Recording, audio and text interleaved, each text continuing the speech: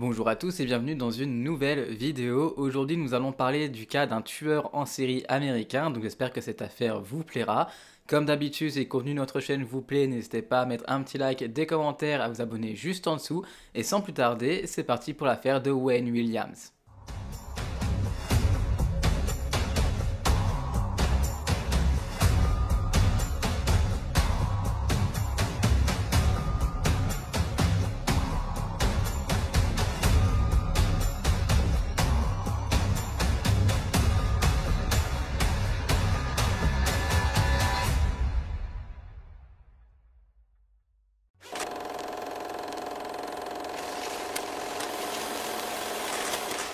Wayne Bertram Williams est né le 27 mai 1958 dans la ville d'Atlanta, dans l'État de Géorgie, aux États-Unis. Wayne est le fils unique de Homer et Faye Williams, un couple d'instituteurs très respectés dans leur communauté. La famille Williams possédait une maison modeste à Dixie Hills, un quartier d'Atlanta qui était un quartier assez modeste, sans trop de pauvreté.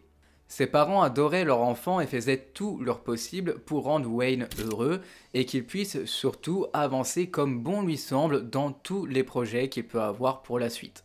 Dès son plus jeune âge, Wayne rêvait de réussir dans l'industrie de la radio, de la musique, du divertissement, en somme, ce qui tombe bien puisque le jeune homme était assez talentueux dans son domaine. Motivé et plein d'entrain, il a créé sa station de radio à l'âge de 11 ans en 1969 depuis la maison de ses parents, accompagné de deux de ses camarades de classe. La station de radio s'appelait VRAP et diffusait son contenu jusqu'à environ un pâté de maison de chez lui, ce qui est quand même pas mal, surtout pour son jeune âge. En 1973, VRAP est devenu VRAZ, une station avec un signal bien plus puissant qui pouvait être capté dans tout le quartier de Dixie Hill. L'audience de la station s'élargit peu à peu et Wayne a très vite compris qu'il était possible de gagner un petit peu d'argent avec sa radio grâce à la publicité. Peu de temps après, la station a déménagé dans de petits locaux d'un immeuble composé uniquement de bureaux et le jeune Wayne a même pu embaucher du personnel. C'est complètement fou.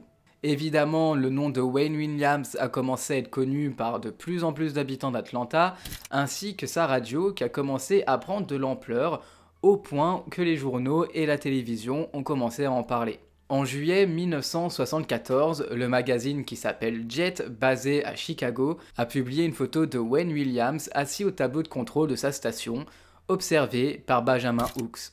Sur son CV, Wayne allait se présenter comme directeur de l'actualité à un moment donné, directeur des programmes à un autre, et finalement comme vice-président et directeur général, et tout ça âgé de 16 ans seulement. Ses parents ont versé une partie de leur économie dans la station radio de leur fils, achetant à crédit du matériel de diffusion assez coûteux, surtout pour l'époque, et de première qualité. Les amis de Wayne ainsi que d'autres personnes ont également investi de l'argent dans cette radio, et un arrangement a pu être conclu avec un publicitaire. Par la suite, deux courtiers en affaires ont proposé au père de Wayne de lever environ 40 000 $ pour la station, en échange de quoi ils acquéraient une participation dans cette fameuse station de radio.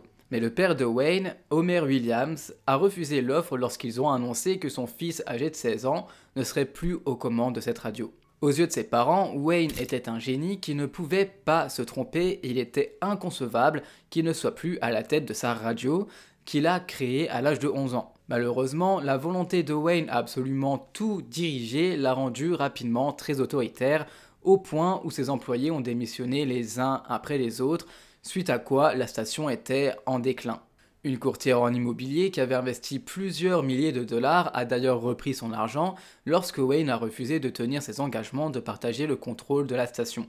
Au printemps 1976, la famille Williams a déclaré la station radio en faillite devant le tribunal de district fédéral, accumulant alors des milliers de dollars de dettes. Et d'ailleurs, je vous le rappelle, ses parents étaient instituteurs, ils faisaient partie de la classe moyenne, donc ils n'avaient pas forcément les moyens de rembourser pour le moment ces milliers de dollars. La plupart des problèmes financiers étaient liés à la domination du jeune Wayne sur les affaires de la station, allant de la commande de travaux effectués sans l'autorisation de ses parents, au refus de diffuser des programmes religieux potentiellement rentables, parce que Wayne remettait en question l'éthique des prédicateurs. Ce qui laisse tout de même se poser une question, lorsque nous souhaitons être un entrepreneur notamment à succès, l'éthique doit-elle être une priorité ? Malgré la fermeture de sa station de radio Vraise, Wayne a obtenu son bac avec mention et s'est inscrit à l'université d'État de Géorgie. Mais cette fois encore, le jeune Wayne ne s'est pas consacré suffisamment à ses études et les a abandonnées au bout d'1 ou 2 années seulement, information qui change selon les sites internet. Quoi qu'il en soit, ce qui est certain, c'est que Wayne n'a pas fait plus de 3 années consécutives durant ses études et qu'il les a arrêtées vraiment très tôt. En somme, Wayne n'a pas de diplôme et en parallèle, il gère un groupe de musique et aurait, selon lui, produit des reportages d'actualité locale. En avril 1978, Wayne a créé la Southern Media Communication Inc., mais en y faisant figurer dans le conseil d'administration le nom d'un ancien animateur radio et celui d'un ingénieur du son qu'il avait connu durant son adolescence. Mais le seul hic, c'est qu'il ne leur avait simplement parlé du projet et que ces personnes n'avaient rien voulu ni rien signé. Bref, en somme, Wayne était donc en réalité tout seul dans cette entreprise. En utilisant Southern Media comme carte de visite, Wayne a créé Omega Entertainment, une entreprise de vidéo dont il était aussi, encore une fois, le seul employé. Il a ensuite changé le nom de l'entreprise pour Nova Entertainment, et Wayne a par la suite réussi à convaincre 3 photographes de travailler brièvement dans une 3e entreprise qui s'appelle Metro News, où il cherchait à obtenir des images d'accidents de voiture ainsi que d'incendies, ce qui a pu à un certain moment lui rapporter un petit peu d'argent. Il travaillait la nuit et les week-ends et vendait les images aux chaînes de télévision locales. Son intérêt pour la photographie avait été favorisé par la 2e profession de son père, qui était donc photographe pour un journal avec un lectorat majoritairement noir, puisque à l'époque, notamment avec le racisme, il y avait une grande division à Atlanta entre les blancs et les noirs.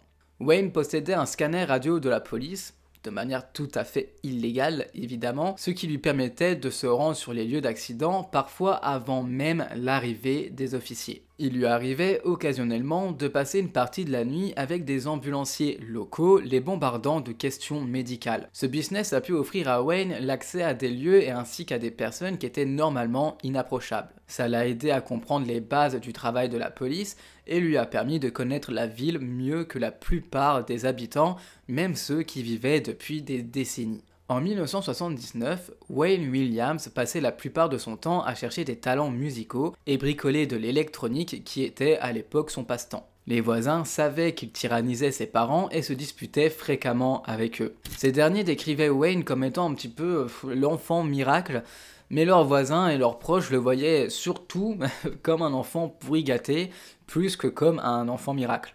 Wayne avait une très haute opinion de lui-même, ce qui en soi n'est pas étonnant en étant le fils unique qui est chouchouté par ses parents, bien que beaucoup le voyaient surtout comme un fabulateur. Malgré tout, il avait tout de même quelques personnes par-ci par-là dans son entourage qui l'admiraient. Au point où d'ailleurs, une fois le New York Times a appris à Wayne qu'une jeune femme âgée de 19 ans, avec qui il travaillait occasionnellement, le trouvait mystérieux et fascinant. Et ça a suffi au jeune homme pour être tout à fait ravi de cette nouvelle, en expliquant d'ailleurs que puisque cet homme était Gémeaux en termes de signe astrologique, et bien de par la nature même de son signe, il n'est pas conformiste, étant une personne très forte d'esprit. Wayne était malgré tout un jeune homme intelligent, malgré ses nombreux mensonges, capable de comprendre rapidement certains concepts, ce qui lui permettait de discuter de la plupart des sujets et de tenter de briller plus ou moins dans la société. Mais le fait d'être bon en tout mais expert en rien faisait que les conversations manquaient souvent de profondeur.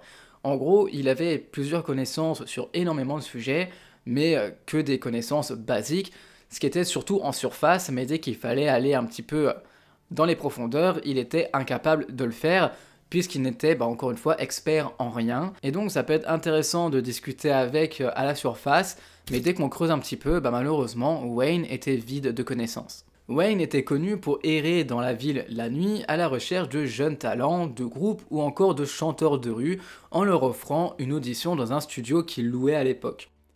Le rêve de ce jeune homme était de trouver les prochains Jackson 5 et d'accompagner leurs talents vers la gloire et la richesse en tant que promoteur et manager. Il passait une grande partie de son temps à repérer les talents parmi les jeunes noirs d'Atlanta et à enregistrer les œuvres de ces jeunes hommes. Malheureusement, Wayne avait certes quelques talents, mais celui d'avoir l'oreille pour sélectionner les musiciens réellement talentueux n'en faisait absolument pas partie. Il continuait cependant à dépenser l'argent gracieusement donné par ses parents, qui commençaient à être endettés dans le but de soutenir leur fils pour enregistrer des maquettes de chanteurs qui étaient franchement mauvais. Il cherchait de manière obsessionnelle la perfection, chose qu'il n'a évidemment jamais trouvée. Bien sûr, Wayne affirmait à quiconque qu'il avait des relations, des contacts, ainsi que des contrats avec de grandes maisons de disques, ce qui était encore une fois évidemment faux. Plus le temps passait, et plus cet homme s'est construit une réputation de menteur pathologique.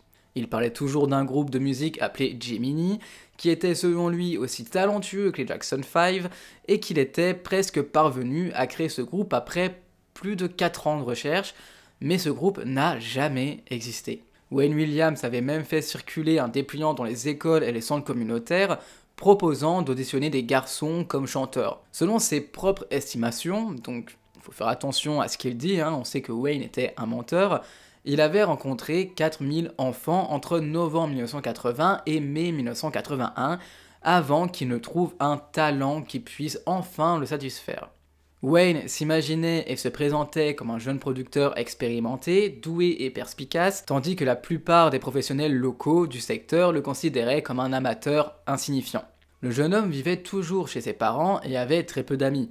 C'était un solitaire que peu de gens connaissaient réellement, notamment quand il gardait toujours ses distances, sûrement, au final, pour que personne ne remarque tous les mensonges qu'il était capable de dire à la minute.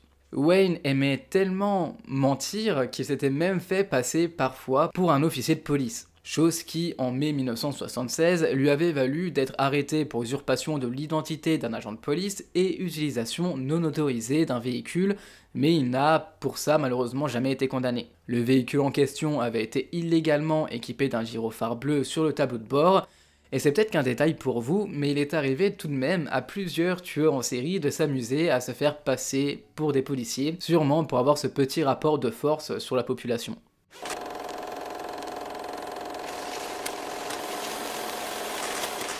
Le 21 juillet 1979, Edward Smith, un jeune adolescent âgé de 14 ans qui était passionné de football, vivait dans un HLM du sud-ouest d'Atlanta, l'un des HLM les plus délabrés de la ville. Sa famille résidait dans un quartier aux rues couvertes de détritus, là où les perspectives d'avenir, soyons honnêtes, étaient quasiment inexistantes. Cette nuit du 21 juillet 1979, Edward a quitté la patinoire où il avait passé la soirée avec sa petite amie, et il a commencé à rentrer chez lui, seul, à pied. Malheureusement, celui-ci n'est jamais arrivé jusque chez lui. Quelques jours plus tard, l'un de ses amis, Alfred Evans, âgé de 13 ans, qui quant à lui vivait de l'autre côté de la ville, a quitté la maison pour regarder un film de karaté au centre-ville. Mais celui-ci, tout comme son ami, n'est jamais arrivé au cinéma non plus. Les corps des deux jeunes adolescents ont été retrouvés en même temps, le 28 juillet, par une dame âgée dans une zone boisée dans la partie sud-ouest de la ville d'Atlanta. Edward avait été tué d'une balle dans le dos avec un pistolet de calibre 22, tandis que Alfred a été tué par un moyen indéterminé, bien que le médecin légiste pense à un étranglement ou encore une mort par asphyxie. Les deux adolescents étaient habillés en noir, mais Edward ne portait plus ses chaussettes ni son maillot de foot, alors que Alfred de son côté portait une ceinture mais qui n'était pas la sienne. Edward fut rapidement identifié grâce à ses dossiers dentaires, mais l'identité d'Alfred, quant à lui, a mis un petit peu plus de temps avant d'être découverte. La police a de suite décidé que les deux garçons avaient un rapport avec la drogue et qu'ils s'étaient certainement rendus ensemble à une soirée afin de fumer. Un appel anonyme a affirmé que Alfred avait tiré sur Edward et qu'un troisième garçon avait étranglé Alfred dans une crise de rage. Bien que les deux amis n'aient pas disparu le même jour et que l'appelant ne fut jamais identifié, la police s'est simplement contentée de cette hypothèse, ne faisant aucune enquête plus approfondie que ça. La police conclut donc que les deux jeunes adolescents avaient été impliqués dans une histoire de drogue, ce qui les a menés au meurtre. Et malheureusement, ce genre de conclusion était classique pour la police à l'époque, surtout lorsqu'il s'agissait de personnes noires. Peu de temps après, c'est au jeune Milton Harvey, âgé de 14 ans, qu'un drame est survenu. Pourtant, dans le but de protéger leur enfant de ce genre de crime, ses parents avaient déménagé dans un agréable quartier de classe moyenne au nord-ouest d'Atlanta. Le jeune Milton avait de bons résultats scolaires et n'avait absolument aucun lien avec la drogue et était d'ailleurs un garçon calme sans aucune histoire à son actif.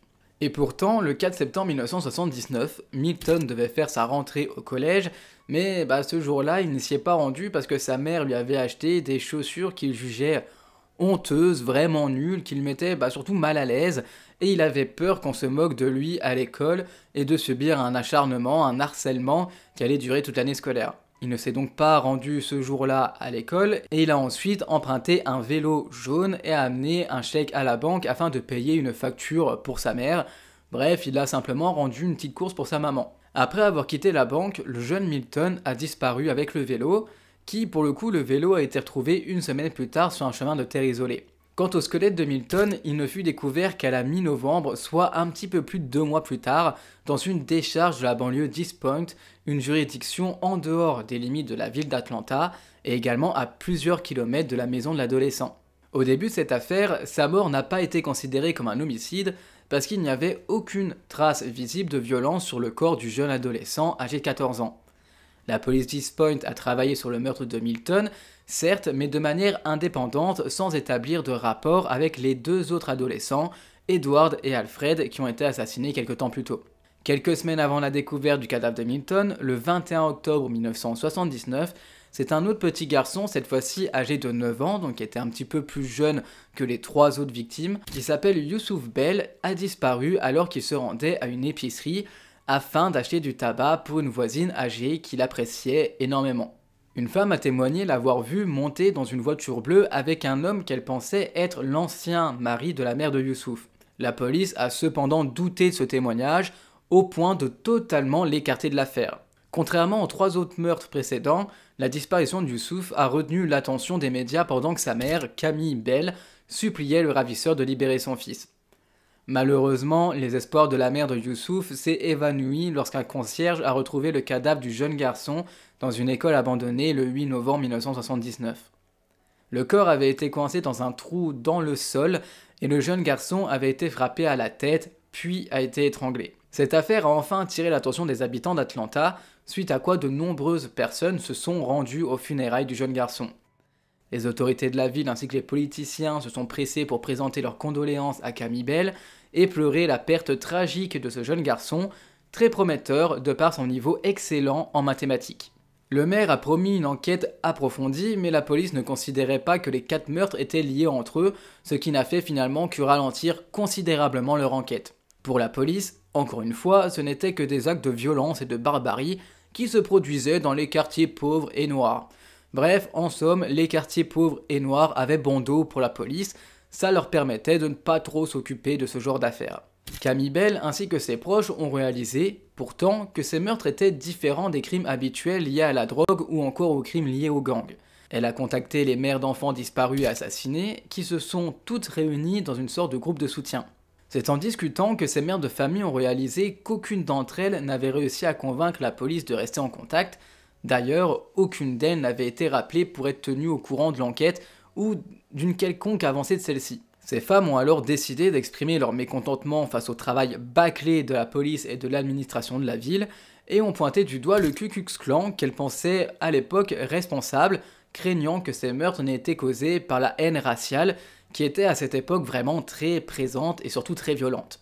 Aucun corps d'enfant noir ne fut retrouvé entre la mi-novembre 1979 et début mars 1980, par chance entre guillemets. Malheureusement, toutes les bonnes choses ont une fin, et c'est ainsi que le 4 mars 1980, Angèle Lenaire, une jeune fille âgée de 12 ans, a décidé de se rendre chez une amie, au sud-ouest d'Atlanta. Mais encore une fois, cette jeune fille n'est jamais rentrée chez elle.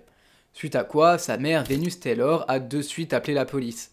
Le corps de la jeune fille a malheureusement été retrouvé que 6 jours plus tard, le 10 mars, attaché à un arbre avec un câble électrique au cours du cou, ainsi qu'une culotte dans la bouche qui ne lui appartenait même pas. Bien qu'il y ait des ecchymoses dans la zone génitale de la jeune fille, le médecin légiste ne les a pas du tout considérées comme des preuves d'agression sexuelle, et cette décision a d'ailleurs été contestée, puisqu'il est tout à fait possible que Angèle ait été victime d'un viol. Cette affaire était cependant assez différente des autres, puisque cette fois-ci, la victime était une jeune fille, et son corps avait été retrouvé dans des circonstances totalement différentes de celles des jeunes garçons. La police a néanmoins réussi à arrêter 2 suspects, mais qui finalement ont été tous les 2 innocentés. L'un d'eux avait d'ailleurs été arrêté pour avoir tenté d'agresser un enfant et qui portait une ceinture faite de cordes électriques. Il vivait d'ailleurs à quelques centaines de mètres seulement de la maison de la petite Angèle, mais visiblement ce n'était pas suffisant pour les policiers. Le lendemain de la découverte du corps de la jeune fille, Jeffrey Matisse, un garçon qui était âgé de 11 ans, a quitté son domicile dans le quartier de West End pour acheter des cigarettes pour sa mère. Visiblement, à cette époque, tout le monde envoyait leur enfant chercher du tabac quelque part. Sur la route vers le bureau de tabac, il a salué un coiffeur du coin, puis, encore une fois, celui-ci a totalement disparu. Sa mère, Willie Mae Matisse, s'est inquiétée lorsqu'au bout d'une heure, son fils n'était toujours pas revenu à la maison. Elle a ensuite envoyé ses autres fils à sa recherche, mais ils ne l'ont pas trouvé non plus. La mère a alors appelé la police qui dit de rappeler le lendemain si celui-ci n'était toujours pas rentré puisque c'est un jeune garçon, il a probablement fugué, vous comprenez. Malheureusement à l'époque à Atlanta, les policiers enquêtaient rarement sur des disparitions d'enfants et même d'adolescents, pensant systématiquement à des fugues. Jeffrey avait été vu par un ami alors qu'il montait à l'arrière d'une voiture bleue. Et cette voiture était très similaire à la description d'une voiture qui allait être aperçue par un autre témoin lors de la disparition d'un autre garçon qui s'appelle Aaron Wish. Peu de temps après la disparition de Jeffrey, des garçons de son école se sont plaints au directeur de l'école qu'avant la disparition de leurs camarades, 2 hommes noirs dans une voiture bleue avaient tenté de les faire sortir de l'enceinte de l'école. Les jeunes ont mémorisé la plaque d'immatriculation et ont alors signalé les faits à la police qui n'a vraisemblablement pas suivi cette piste encore une fois. Le corps de Jeffrey n'a été découvert qu'en février 1981 à l'état de squelette dans un endroit boisé, rendant alors impossible d'identifier la cause du décès. Vint ensuite le cas de Eric Middlebrooks, un adolescent âgé de 14 ans, qui celui-ci était très petit et frêle, ne mesurant qu'1,25 m pour 40 kg, et pouvait donc paraître beaucoup plus jeune que son âge. Il vivait avec ses parents adoptifs, ayant malheureusement pour lui été abandonné par sa mère à l'âge de 4 mois seulement, et il avait donc un demi-frère aîné qui était officier de police, mais spoiler alerte, ça n'a absolument pas du tout aidé à faire avancer l'enquête. Suite à un appel téléphonique vers 22h30, le 18 mai 1980, le jeune Eric a saisi ses outils et a dit à sa mère adoptive qu'il allait sortir pour réparer son vélo. Et tôt le lendemain matin, son corps a été retrouvé à quelques pâtés de maison seulement dans le garage arrière d'un bar, avec son vélo à proximité. Le jeune adolescent présentait des coupures au couteau à la poitrine ainsi qu'au bras, bien que la cause de la mort soit un traumatisme contondant à la tête. Les policiers ont soupçonné qu'Eric était témoin d'un vol et avait été tué pour ne pas dénoncer ces fameux voleurs, mais encore une fois, les preuves étaient insuffisantes pour accuser qui que ce soit. Peu de temps après, c'est Christopher Richardson, âgé de 12 ans, qui devait se rendre au centre de loisirs local le 9 juin 1980, mais qui n'a jamais atteint le centre, ayant disparu, encore une fois comme par magie, sur le chemin.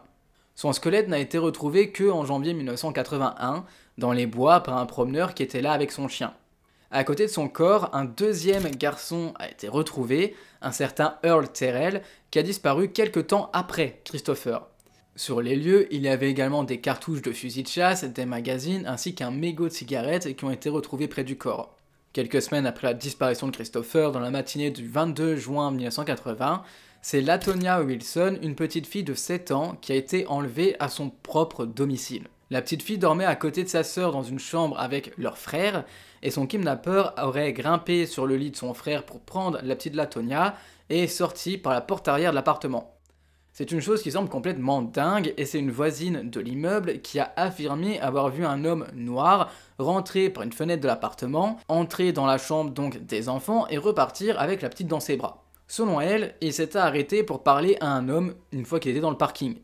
Mais la police a encore une fois douté de ce témoignage car le kidnappeur aurait dû marcher sur le lit où dormaient les 2 autres enfants et qu'aucun d'eux ne s'est réveillé ce matin-là. Un autre témoin a raconté que la veille, il avait vu un vieux modèle de camionnette avec 2 hommes et une femme à l'intérieur, situé juste derrière l'appartement de Latonia. De plus, quelques jours avant l'enlèvement de la petite, un homme d'entretien avait remplacé la vitre de la fenêtre de l'appartement des Wilson, et quelques temps plus tard, ce même homme a avoué un meurtre. Il aura fallu attendre le 18 octobre 1980 pour retrouver le corps de la jeune fille dans une zone boisée juste au bout de la rue. La cause du décès ne pouvait cependant pas être déterminée. Maintenant, soyons honnêtes, il y a eu beaucoup d'autres enfants qui ont disparu, et si je vous faisais le compte total avec leurs histoires, la vidéo durait au moins 2h30, et si vous êtes sur YouTube, ce n'est pas non plus pour avoir des vidéos qui sont aussi longues, donc je vais évidemment zapper plusieurs cas d'enfants qui sont malheureusement morts, pour ne pas non plus juste vous faire un bourrage de crâne d'une vingtaine d'enfants qui ont été portés disparus et décédés. Donc 3 enfants morts plus tard, et après la disparition du jeune Earl Terrell âgé de 10 ans, qui a donc été retrouvé à côté du petit Christopher dont je vous ai parlé un petit peu avant, l'enquête semble enfin avancer, bien que depuis toutes ces disparitions, la police continue de croire qu'elles ne sont absolument pas liées. Pour eux, malgré tous ces enfants, il n'y a aucun lien entre eux. Alors que pourtant, il y a quand même plusieurs choses qui sont assez similaires, les endroits où ils sont retrouvés, leur couleur de peau, leur âge. Bref, pour les policiers, c'est pas du tout lié. Le lendemain de la disparition, donc de la disparition du petit Earl Terrell, sa tante avait reçu un appel d'un homme qui, selon elle, était un blanc d'âge moyen avec un accent du sud. Celui-ci lui disait qu'il détenait Earl et de ne pas appeler la police. Il a ensuite rappelé en lui disant qu'il était en Alabama et que ça lui coûtera 200 $ pour récupérer Earl et qu'il rappellera le vendredi, chose qu'il n'a jamais faite. Et d'ailleurs, comparé à certains ravisseurs qui demandent des milliers de dollars, lui n'a demandé que 200. Personnellement, j'ai trouvé ça un petit peu étonnant, mais enfin bon, quoi qu'il en soit, l'homme n'a de toute façon jamais rappelé cette pauvre dame. La police a apprit peu de temps après qu'un réseau de pornographie juvénile opérait juste en face d'une piscine située à South Bend Park. C'est alors qu'un homme du nom de John Wilkinson a été arrêté lorsque des enquêteurs trouvèrent chez lui des milliers de photos pédographiques, mais la police n'a encore une fois fait aucun lien direct avec Earl, puisque l'homme n'avait en photo que des garçons blancs. Cependant, un témoin a tout de même affirmé que le jeune garçon âgé de 10 ans s'était rendu à plusieurs reprises au domicile de John Wilkinson. Donc si on part de la base que l'homme pouvait être quelqu'un d'assez intelligent dans son parcours criminel, même s'il n'avait que des photos de petits garçons blancs à caractère pédographique, eh bien pour ne pas se faire arrêter, et justement juste pour ne pas se faire arrêter, il aurait pu tout simplement s'en prendre à des jeunes garçons noirs qui à l'époque étaient insignifiants pour la police ne les écoutait pas, que ce soit pour leur plainte ou alors pour aller les rechercher ou pour la cause de la mort, ils préféraient tout simplement boucler l'affaire. Donc effectivement, si cet homme avait un minimum de jugeote dans son parcours criminel, effectivement, à cette époque, il s'en serait pris pratiquement qu'à des petits garçons noirs, où il savait très bien que la police, de toute façon, s'en serait complètement foutue. Et donc, pour lui, c'était, malheureusement, il faut dire ce qui est, une aubaine d'être dans ce contexte social pour pouvoir faire toutes ces choses horribles à ces pauvres enfants. Enfin bon, quoi qu'il en soit, le corps du jeune Earl a été retrouvé, comme dit plus tôt, en janvier 1981, aux côtés de Christopher Richardson. Lors de cet été 1980, c'est un autre garçon âgé de 12 ans, qui s'appelle Clifford Jones, qui a disparu le 19 août 1980, et son corps a été retrouvé dès le lendemain. C'est grâce à Clifford, si on peut dire ça comme ça, que l'administration municipale a enfin décidé de passer à l'action. Il était temps. En effet, Clifford n'était pas du tout originaire d'Atlanta et venait d'une bonne famille, alors bon, bien que celui-ci était tout de même noir, fallait peut-être un petit peu plus s'enquêter. C'est alors que 5 des meilleurs enquêteurs du pays spécialisés dans les homicides ont été recrutés en tant que consultants. 2 fonctionnaires du ministère américain de la Justice ont été dépêchés dans la ville pour apporter leur soutien, et la police a très vite identifié un suspect sérieux du meurtre de Clifford, un certain James Brooke, le jeune propriétaire d'une laverie. Selon les rumeurs, cet homme était soit un pédophile, soit un homosexuel. Bon, c'est pas vraiment pareil, mais pour l'époque, c'était un peu similaire quand même pour eux. Enfin, quoi qu'il en soit, de toute façon, à cette époque, c'était vraiment les pires clichés, Et donc, 3 adolescents auraient vu James Brooks entrer dans la pièce arrière de la laverie avec un garçon noir. L'un des témoins a même témoigné avoir vu l'homme étrangler et battre le garçon, puis porter son corps jusqu'à la poubelle. James a alors été arrêté puis interrogé, même passé au fameux détecteur de mensonges, et selon le FBI, il avait échoué à ce fameux test à 2 reprises. Il a admis qu'il connaissait effectivement Clifford et que l'adolescent était effectivement dans sa laverie le soir du 20 août 1980, mais a affirmé qu'il ne lui avait fait aucun mal. Plusieurs autres témoignages allaient évidemment contre James Brooke, cependant les policiers n'ont pas donné suite puisque Freddy, l'un des témoins qui a dit avoir vu James étrangler et frapper le jeune Clifford, avait un retard mental. Non mais là on est vraiment dans une époque où il fallait pas être homosexuel, fallait pas être handicapé, fallait pas être noir, enfin bref, vous voyez vraiment le topo, j'aurais vraiment pas aimé vivre à Atlanta à cette époque. L'enquête continue malgré tout, mais la police fait encore une fois pas mal de bêtises. Ils oublient de mentionner certaines disparitions, certains meurtres, se trompent dans les lieux des découvertes, perdent des preuves, bref, rien de bien sérieux dans tout ça, c'était clairement des personnes qui s'en foutaient, on sait même pas pourquoi ils étaient policiers au final. Une dizaine d'autres garçons ont alors disparu et sont morts avant que l'enquête n'avance de nouveau. Il aura fallu quand même vraiment pas mal de morts pour que les policiers s'en occupent. Quoi qu'il en soit, la nuit du 22 mai 1981, aux environs 3h du matin, lors d'une surveillance sous un pont connu d'Atlanta, un agent de police a entendu un bruit dans la rivière, comme si quelque chose y avait été jeté, qui ressemblait tout de même au bruit d'un corps qui tombe dans l'eau. L'officier de police Bob Campbell s'est alors tourné vers la rivière et c'est là qu'il a remarqué de fortes ondulations dans l'eau.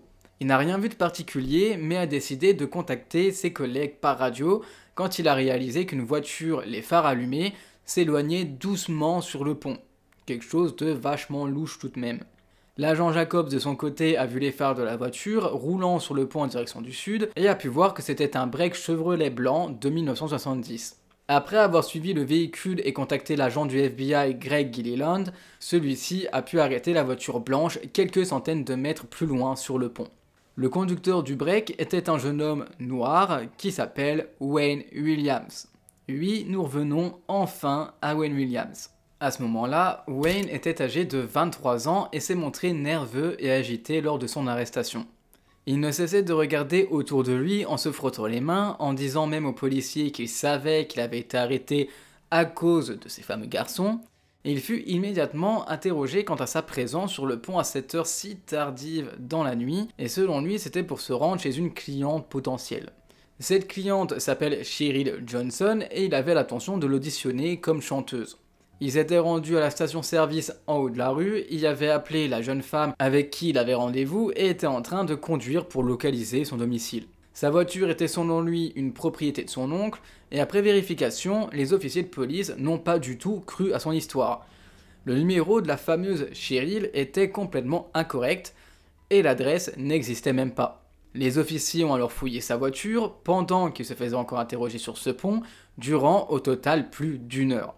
Wayne répétait sans cesse son histoire jusqu'à ce que la police le laisse partir, car en soi, eh bien, à part le fait que Wayne soit un menteur, il n'avait pas de preuves ni quoi que ce soit contre lui. Mais la police lui ont bien fait comprendre tout de même qu'il reviendrait prochainement vers lui. Et effectivement, ils sont venus même rapidement vers lui, puisque dès le lendemain, la police a de nouveau interrogé Wayne Williams et ont réalisé peu à peu qu'elle avait affaire à un homme assez étrange. Ils ont alors décidé de contacter ses voisins, ses anciens camarades de lycée, les personnes qui avaient travaillé avec lui dans le domaine de la radio et des médias, et presque tous ont déclaré que Wayne était un jeune homme très ambitieux, intelligent et sympathique. Cependant, ils ont tout de même aussi rajouté le fait que c'était un solitaire, n'ayant ni ami ni petit ami, et exagérait avec sa prétendue réussite qu'il était un menteur, alors qu'ils savaient absolument tous que le jeune homme mentait sur absolument tout, notamment sur sa carrière professionnelle. Des voisins de Wayne ont alors témoigné que dans les jours qui ont suivi l'événement sur le pont, le jeune homme, accompagné de son père Homer, ont fait un grand nettoyage de printemps dans leur maison et auraient également sorti des boîtes et les auraient transportées dans le break. Ils auraient également brûlé des pellicules photos ainsi que des tirages dans le barbecue, et Wayne a également nettoyé durant un long moment son véhicule break blanc. 2 jours plus tard, soit le 24 mai 1981, c'est le corps de Nathaniel Cater qui a été découvert dans la rivière. Fameuse rivière où Wayne Williams avait été arrêté sur le pont. Selon le médecin légiste, ce garçon était mort depuis au moins assez longtemps pour que ce soit Wayne Williams qui l'ait jeté dans cette fameuse rivière. Évidemment, vu la soirée du 22 mai où Wayne traînait sur le pont de cette même rivière, la police a émis la théorie que c'était Wayne Williams le coupable, et franchement, ça arrangeait tout le monde. Les enquêteurs ont donc commencé à surveiller Wayne Williams en permanence, tout en obtenant des mandats de perquisition pendant ce temps afin de fouiller son domicile ainsi que ses 2 véhicules. Lorsque le FBI a interrogé Wayne sur ses activités concernant la nuit où il y a eu l'incident sur le pont, le jeune Wayne a répondu qu'il avait joué au basket cet après-midi-là au Ben Hill Recreation Center avant de rentrer à son domicile. Un peu plus tard dans l'après-midi, il aurait reçu l'appel d'une femme appelée Cheryl Johnson qui souhaitait donc passer une audition à ses côtés. Elle lui aurait donné son numéro de téléphone ainsi qu'une adresse et disant vouloir alors le rencontrer à 7h du matin le lendemain. Wayne affirme alors être resté chez lui jusqu'à ce qu'il se rende au Sans Souci Lounge, qui est un bar, et s'y est rendu après minuit pour y récupérer un magnétophone. Mais puisque le gérant à ce moment-là était trop occupé, Wayne serait simplement reparti. Il continue son récit au FBI en expliquant qu'il a ensuite cherché l'appartement de Cheryl Johnson et avait conduit à la recherche des appartements où cette jeune femme était donc censée vivre. Ne trouvant pas les appartements, il s'est arrêté dans une supérette afin de prendre de l'alcool, avant d'appeler le fameux numéro que Cheryl lui avait donné. Mais ce numéro sonnait en premier lieu en occupé, et lorsqu'il a rappelé un petit peu plus tard cette fois-ci, le numéro avait sonné mais personne n'a répondu. C'est alors que Wayne s'est rendu sur le pont Jackson Parkway avant de se rendre à une station-service et de rappeler le numéro, où cette fois-ci, quelqu'un a répondu mais en disant que c'était un mauvais numéro. Ça fait beaucoup de problèmes tout de même avec ce numéro de portable, hein. Enfin bon, est-ce qu'il y avait des téléphones portables à cette époque ? C'est une très bonne question et effectivement, à cette époque, il n'y avait pas de téléphone portable puisque le premier téléphone portable aux États-Unis a été commercialisé en 1983. Wayne Williams a donc passé ses appels depuis des téléphones fixes qu'il a pu trouver soit dans les bars ou encore les stations-service et épiceries dans lesquelles il s'est rendu ce soir-là. L'homme est alors retourné sur le pont et les policiers l'ont ensuite arrêté et là, vous connaissez la suite. Mais malheureusement, pour Wayne en tout cas, son histoire ne tenait absolument pas la route. Ses affirmations, déjà selon lesquelles il était au Ben Hill Recreation Center ainsi qu'au Sans Souci Lounge, avant l'interpellation, étaient complètement fausses. Le FBI a ensuite fait passer 3 tests polygraphes, donc le fameux détecteur de mensonges, à Wayne, qui indiquaient tout ce que le jeune homme mentait sur ses réponses. Wayne Williams a cependant surpris tout le monde lorsqu'il a organisé, sans vraiment savoir pourquoi, une conférence de presse à son domicile en remettant au journaliste un CV long de 3 pages avec évidemment plein de mensonges, bien que les journalistes ne le savaient pas forcément en premier lieu. Son CV indiquait des choses totalement délirantes, comme par exemple qu'il avait travaillé pour la ville d'Atlanta dans l'identification d'incendies criminels et qu'on lui avait même également demandé de créer une unité d'identification d'incendies criminels pour le bureau des services d'incendie d'Atlanta.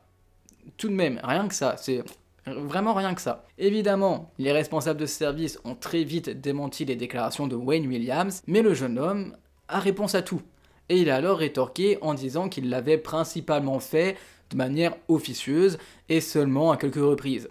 Bien sûr, encore une fois, entre vous et moi, c'était complètement faux. Il avait également assuré avoir piloté des jets F-4 à proximité de la base aérienne de Dobbins, mais lorsque les journalistes l'ont interrogé à ce sujet, il a affirmé qu'il avait toujours volé en tant qu'élève pilote en binôme. Que des mensonges, comme d'habitude, d'où sa réputation auprès de sa communauté de menteurs. Quand les journalistes l'ont interrogé sur les victimes, ses réponses étaient encore une fois invraisemblables.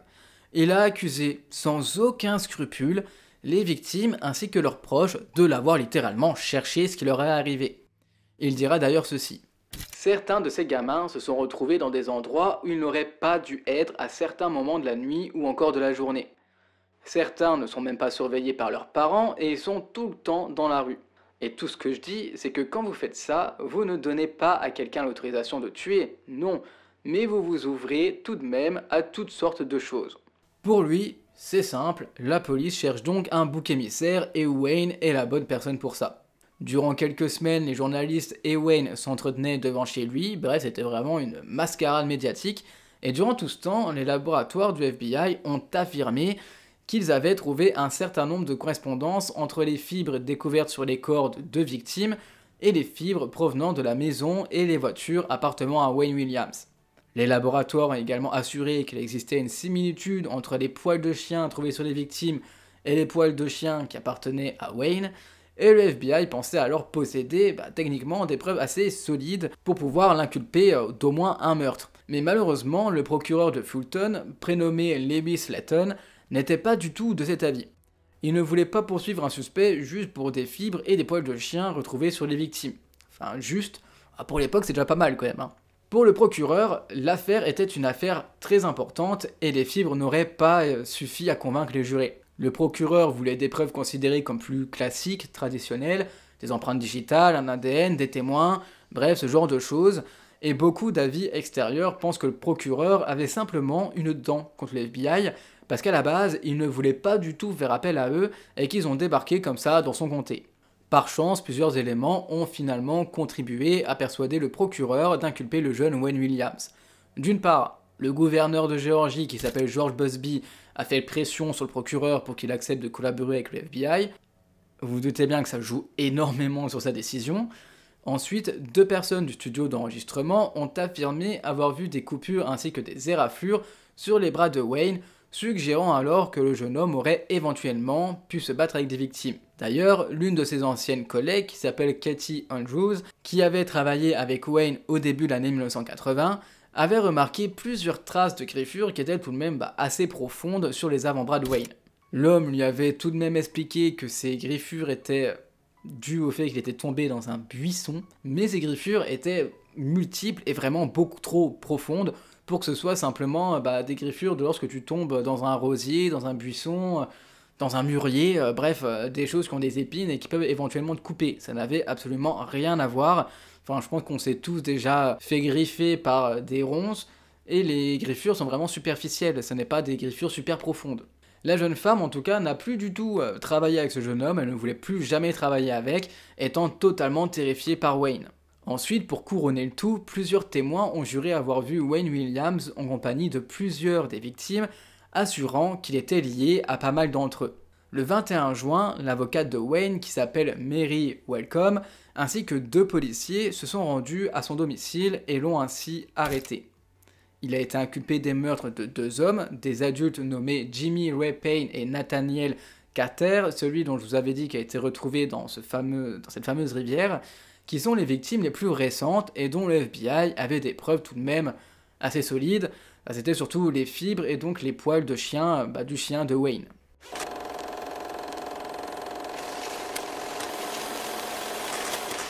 Chose importante à savoir, c'est que la loi de Géorgie a permis à l'accusation d'apporter au tribunal des preuves provenant d'autres affaires, s'il peut être prouvé que ces mêmes affaires faisaient partie d'un schéma, donc en gros d'un même schéma criminel. Le procureur Slaton allait par la suite établir un lien avec les meurtres des enfants ainsi que des adolescents, un choix qui a été controversé pendant tout de même de longues années, et de toute façon vous verrez que ce procès a été, et encore à l'heure actuelle, controversé, c'est un petit peu n'importe quoi. Dans le cadre de l'affaire de Jimmy Payne, le médecin légiste du comté de Fulton avait écrit que la cause du décès était indéterminée. Et donc, puisque sa mort était indéterminée, il était difficile de poursuivre Wayne Williams pour une mort qui n'était pas clairement un homicide. Suite à quoi, le médecin a simplement modifié le rapport en disant que c'était un homicide. Rien que là, je sais pas si c'est vraiment légal, si c'est vraiment bien, en tout cas encore une fois c'est une décision qui a été vachement controversée.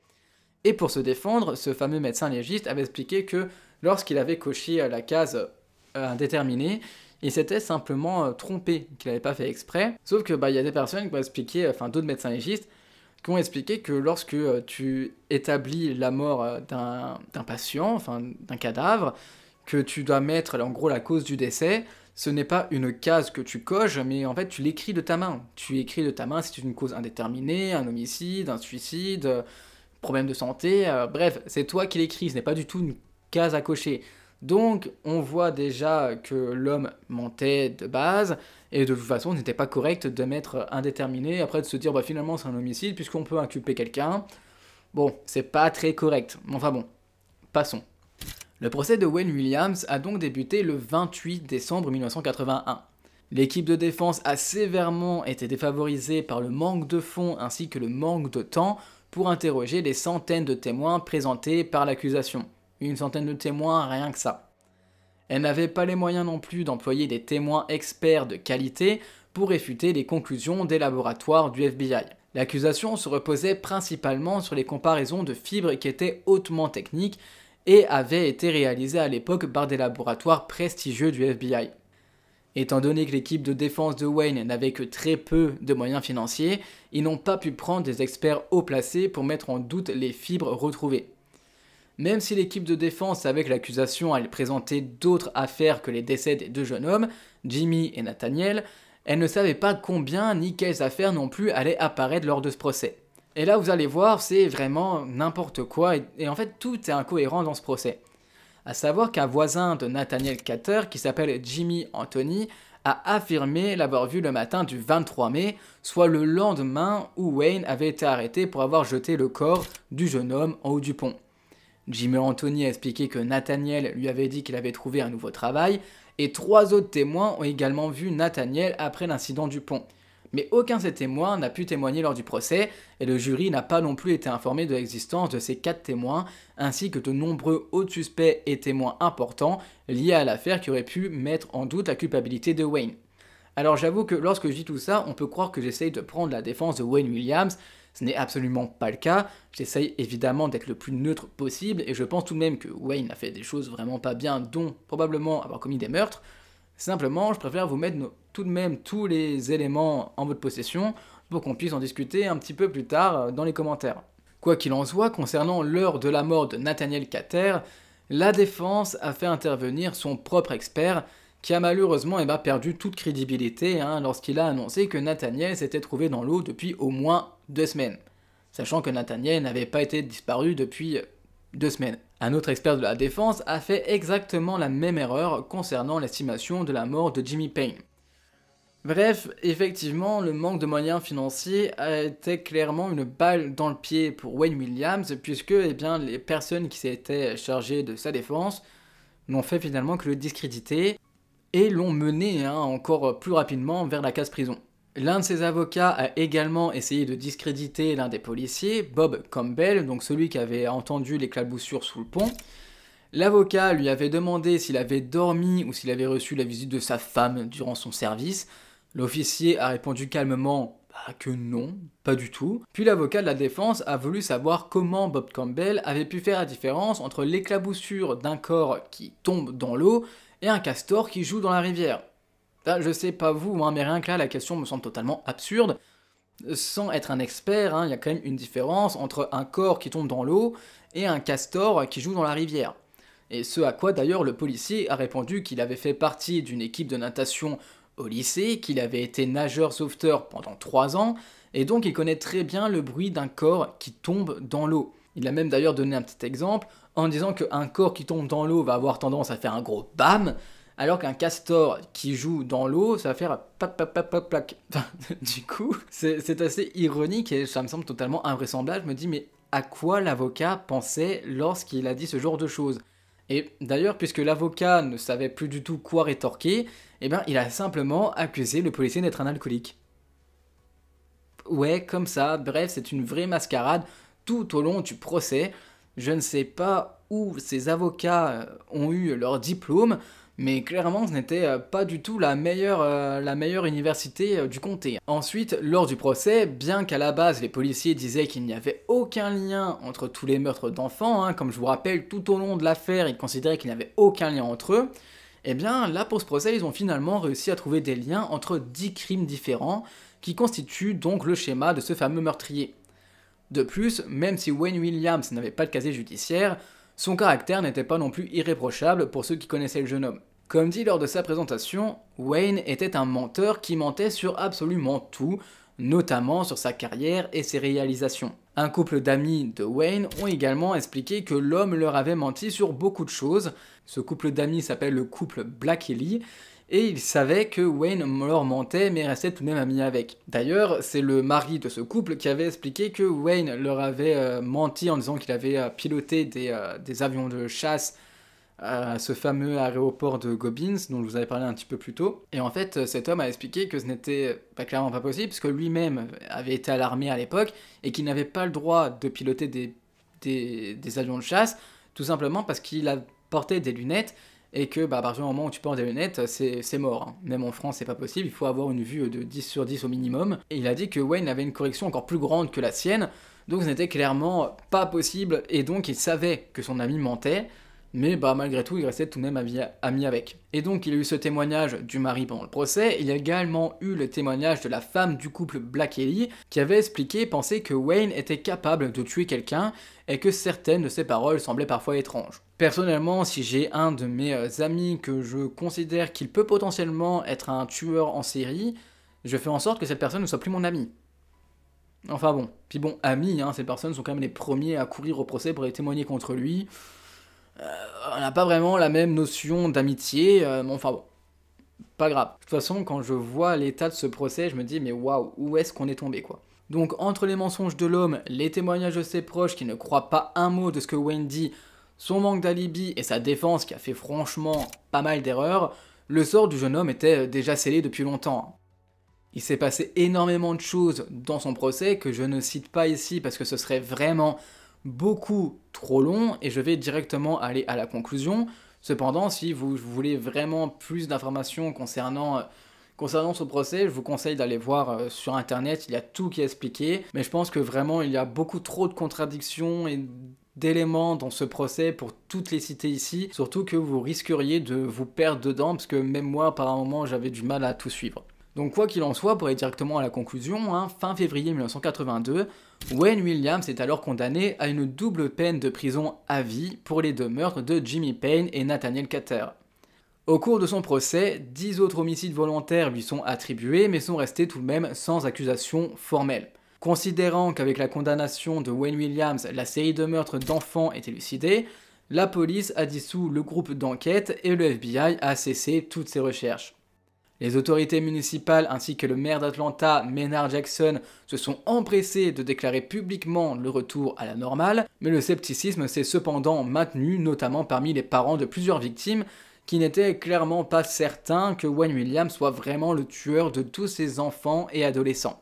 En mars 2019, donc ça fait quasiment 40 ans plus tard, la maire d'Atlanta, qui s'appelle Keisha Lance Bottoms, a demandé la réouverture du dossier criminel et le réexamen des preuves matérielles en exploitant les techniques modernes d'analyse génétique. En octobre 2021, la nouvelle enquête suivait toujours son cours et malheureusement maintenant, nous sommes le 3 mars 2023, nous n'avons toujours aucune nouvelle concernant cette enquête, cette affaire, et j'espère tout de même qu'on en saura un petit peu plus par la suite, et surtout qu'on saura qui étaient les vrais coupables de tous ces meurtres, puisque même si je ne doute pas que Wayne Williams soit coupable sûrement d'1 ou 2 meurtres, je ne pense pas que ce soit non plus lui qui ait tué tous ces jeunes, qu'ils soient enfants ou adolescents. Puisqu'il a tout de même certains cas qui n'ont rien à voir les uns des autres, où le mode opératoire est complètement différent. Bref, je ne suis pas certain que Wayne Williams soit vraiment le coupable de tous les meurtres, qu'il soit coupable peut-être de certains meurtres, oui, de tous, non. Après, je vous laisse, vous, comme d'habitude, me dire ce que vous en pensez dans les commentaires. Si vous pensez que Wayne Williams peut effectivement être le coupable de toute cette série de meurtres, ou si vous pensez qu'il y avait quelqu'un d'autre. Et malheureusement, ce que je trouve aussi bête, c'est que lors de mes recherches, je n'ai pas trouvé si, après que Wayne soit en prison, ça s'est complètement arrêté ou pas. Bon, effectivement, on n'arrête pas tous les meurtres d'une grande ville telle qu'Atlanta, il y a forcément eu d'autres meurtres, mais est-ce que cette série, en tout cas de meurtres d'adolescents, s'est réellement arrêtée ou pas? Mais encore une fois, c'est une question qui peut paraître un petit peu bateau, puisque je mets à la tête du criminel, si quelqu'un s'est fait arrêter à ma place, que cette personne est condamnée, est-ce que je vais vraiment prendre le risque de continuer ma série de meurtres et que toute la police se rende compte qu'on a accusé le mauvais criminel et qu'il faut repartir à ma chasse?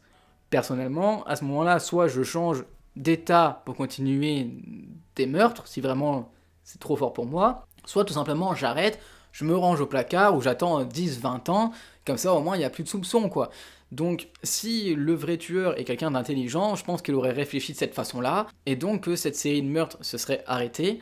En tout cas, dites-moi vous ce que vous en pensez dans les commentaires, c'est toujours intéressant de savoir l'avis des autres, et aussi ce que vous pensez concernant ce procès, que je trouve vraiment ahurissant, et je pense sincèrement que si Wayne Williams avait eu les moyens d'avoir une meilleure défense, peut-être que les choses se seraient passées totalement différemment.